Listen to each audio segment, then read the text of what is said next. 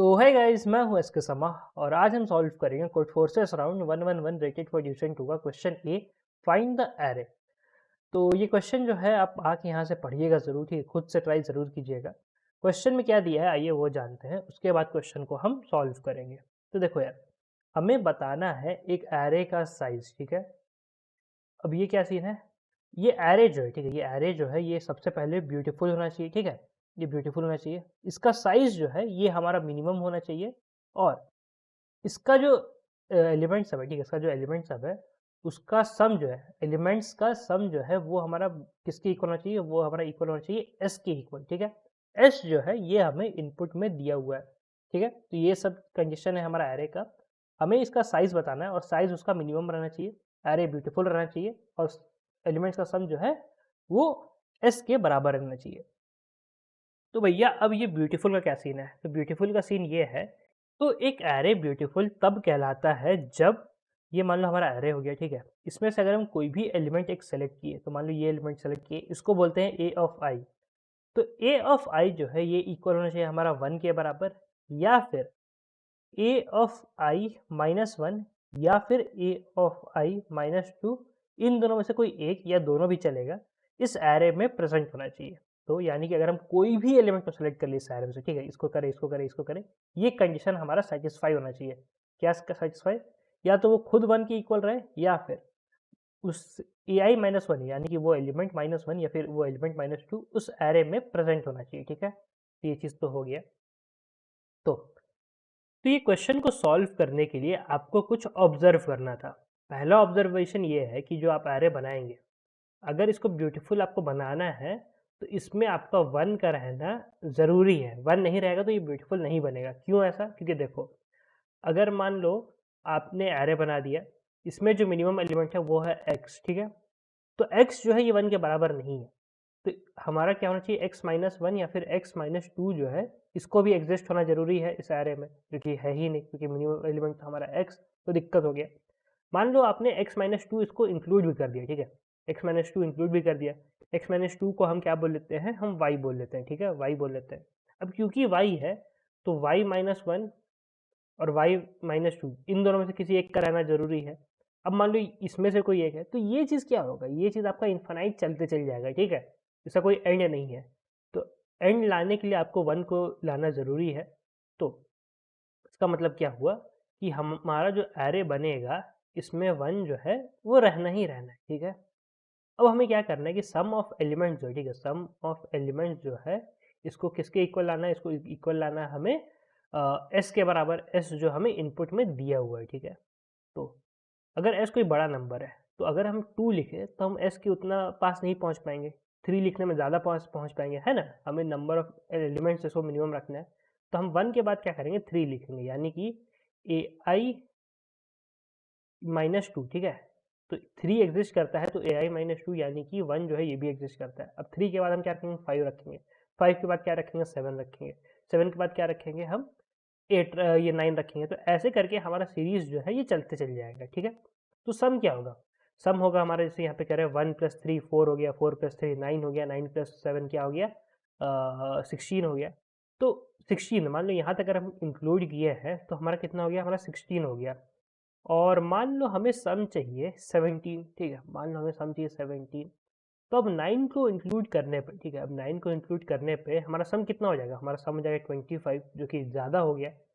तो अब हम क्या करेंगे, हम तब तक ऐसे करके ऐड करते चल जाएंगे जब तक हमारा जो सम का वैल्यू है वो एस से ग्रेटर ना हो जाए, ठीक है।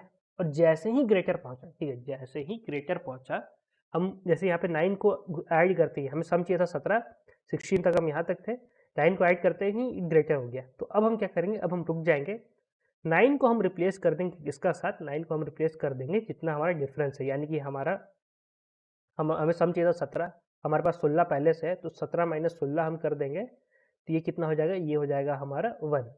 तो हम 9 की जगह 1 को दोबारा रख देंगे, ठीक है। तो ये हो जाएगा 17 नहीं है तो मान लो 18 है, 18 है तो अब क्या करेंगे, 2 को रख देंगे, ठीक है। अगर 1 है 3 है तो 2 भी एग्जिस्ट कर ही सकता है, क्योंकि 2 है तो 2 माइनस वन यानी कि 1 जो है वो एग्जिस्ट करता है, यानी कि आई माइनस वन, ठीक है। अगर मान लो 17 नहीं रहता तो 18 नहीं रहता तो 19 रहता, ठीक है, 19 रहता, हम 16 तक पहुँचे हुए हैं। तो 3 का डिफरेंस हो गया, तो हम 1 और 3 रख देंगे, ठीक है। 19 नहीं तो 20 रहता, 4 का डिफरेंस हो गया, हम 4 रख देते हैं, ठीक है। अगर देखो, अगर हम 1 से 7 तक पहले ही रख दिए, ठीक है, अगर हम 1 से 7 तक पहले ही रख दिए हैं, तो हम फिर से कोई 1 से लेके 7 + 2 यानी कि 9 तक हम कोई भी एलिमेंट को फिर से हम रख सकते हैं। इसको रखने में हमें कोई दिक्कत नहीं है, तो समझ रहे हो ना। क्योंकि अगर आप कोई भी एलिमेंट लोगे, ठीक है, अगर आप कोई भी एलिमेंट लोगे तो उसका ai-1 या ai-2 जो है वो पहले से प्रेजेंट रहेगा। आप ये चेक कर सकते हो खुद से करके। तो हम क्या करेंगे, हम 1 से स्टार्ट करेंगे, उसके बाद 3 ऐड करेंगे, उसके बाद 7 ऐड करेंगे, उसके बाद यहाँ पे 7 के नहीं, पहले 5 ऐड करेंगे, फिर 7 ऐड करेंगे, 9 ऐड करेंगे, ऐसे ऐड करते चल जाएंगे।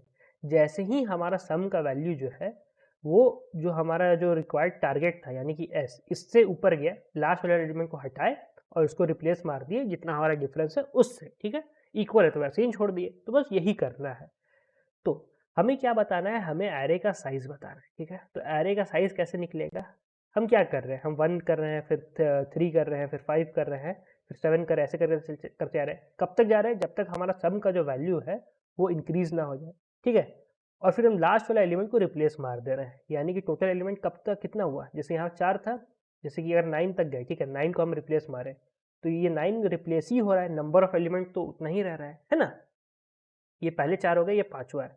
9 को हमने सिर्फ रिप्लेस किया था, तो 9 को रिप्लेस किया तो नंबर ऑफ एलिमेंट तो नहीं रह गया ना।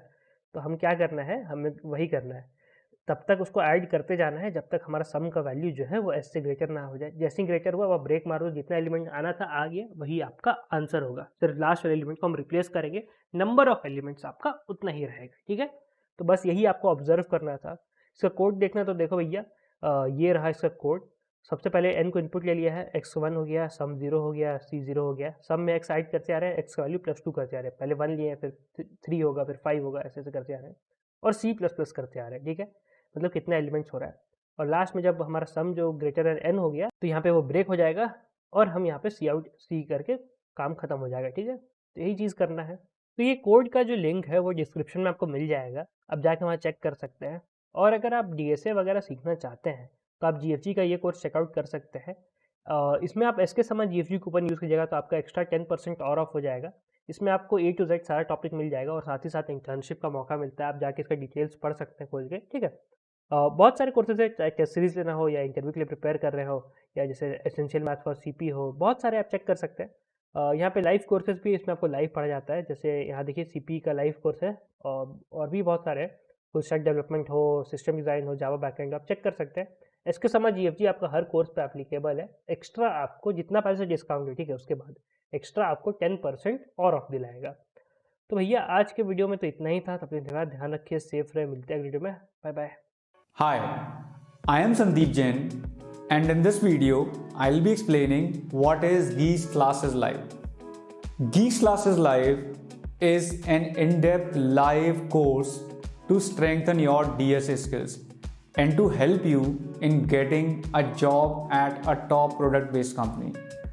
This course is curated and mentored by industry experts, people who have themselves cracked such interviews.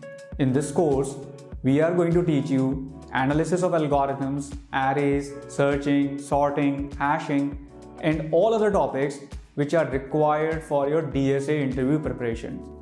You will be having live classes, assessment tests, practice questions, and my detailed pre-recorded videos. Duration of this course is 8 weeks. As it is a live class, please do not hesitate to ask your doubts. We will be happy to help you along the way. Also, you may attend these classes from any geographical location. So looking forward to see you people from a number of cities.